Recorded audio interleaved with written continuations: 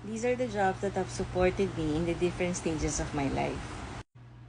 Number one, I applied as a tutor in this tutorial services agency. So I walked in their agency. I remember I was only 17 years old then, first year college, no? So I applied there and I thought na kapag pumasa ako ay dun ako magtuturo. But to my surprise, when I passed, sinabi na it it was going to be a home tutorial services. So, ako yung pupunta sa house nung estudyante at doon ako magtuturo.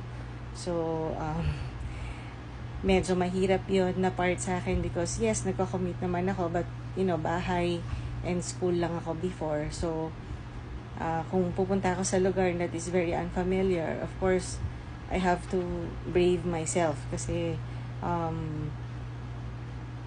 iba-ibang route yung that pupuntahan mo at hindi mo talaga alam. So, ang pinagagawa ko noon, nagtanong ako na nagtanong, ayan, and then,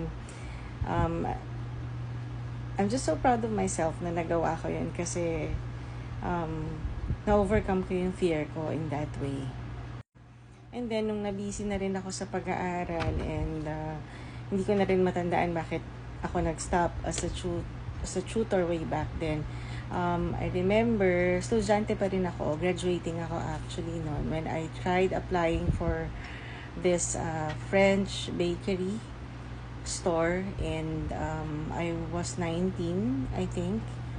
I applied there as a service crew and yun, saglit lang din ako doon na try ko lang siya.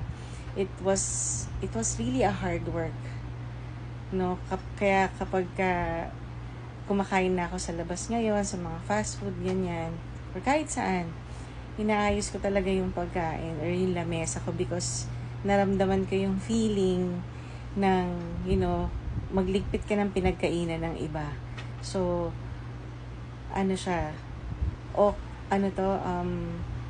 it was a fulfilling job din, pero sobrang hirap talaga. Kaya saludo din ako sa lahat ng mga estudyante o sa mga, kahit di estudyante, sa mga taong nagsusumikap at nag-work as a service crew.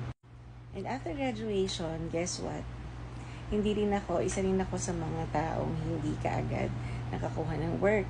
But then, after some few months ng pagtitiis at pagsusumikap na makahanap ng trabaho, I landed in the different industries din naman, like in the logistics and BPO. So yan, naging call center agent din ako. So I have a fair share of experience of being a call center agent din. So for sure, marami makaka-relate dyan sa inyo. And then, nung hindi ko na kinakaya ang trabaho ko bilang call center agent, that's where I tried applying again, sa mga kumpanya in a normal setting. So finally, I was given a job offer in a bank, and that's where I lasted for I think almost 6 years. And after that, meron pa ulit 2 more jobs ulit in a bank. And then when I got married and finally I became a mom, tumigil ako mag-work. And then that's where my being an entrepreneur, lumabas yung pagiging entrepreneur ko that time. So syempre, as a mom na mahilig magluto at mahilig sa sweets, naging home baker din ako. Ayan. So sa mga home baker dyan, hello. Matagal po ako nag-home baker. Yan, actually, I was a home baker for about 14 years. Yes. Matagal po ako nawala sa corporate world and yun ang ginawa ko for the last 14 years. And habang ginagawa ko siya, napunta na rin ako sa financial services. I was home baking and also doing a part-time job as an insurance or financial advisor in an insurance agency. So, yan. And now, I am proud to say that I'm already a full-time financial advisor and a unit head associate. So, right now, I'm also trying to build my team. So, yan, naghahanap din ako ng mga tao na I could also help to get part-time jobs naman kung gusto nila as a start. No? So, syempre, lahat naman yan nagsisimula sa pagiging part-time. And kapag talagang nagustuhan mo na, no, yun, that's where you become, that's where you can do it full-time. Okay? So, to those who are watching right now, and hindi nyo pa rin alam kung anong gusto nyong work, no? Subok lang tayo ng subok. Because nakita nyo naman kung saan-saan ako napunta, kung ano yung mga jobs na sinubukan ko, until I finally decided to become full-time in my job that I have right now. So, huwag po tayong matakot. Huwag tayong matakot na sumubok ng mga iba-ibang trabaho, no? Especially kung talagang kailangan natin ng kumita ng pera. So, wag po tayo masyado minsan mapili.